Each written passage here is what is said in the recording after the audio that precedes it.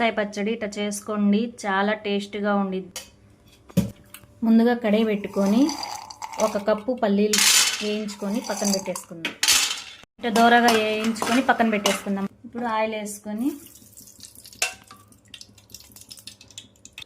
పచ్చిమిర్చి, జీలకర్ర, టమాటా, దోసకాయ ముక్కలు మొత్తం వేసుకోకుండా కొంచెం మిగిల్చుకొని పెట్టుకోండి. దోసకాయ ముక్కలు, చిన్న నిమ్మకాయ అంత సైజు చింతపండు, రుచికి సరిపడే కళ్ళుప్పు, కొత్తిమీర. పచ్చడి ఇలా రోట్లో దంచుకోండి, చాలా బాగుండిద్ది.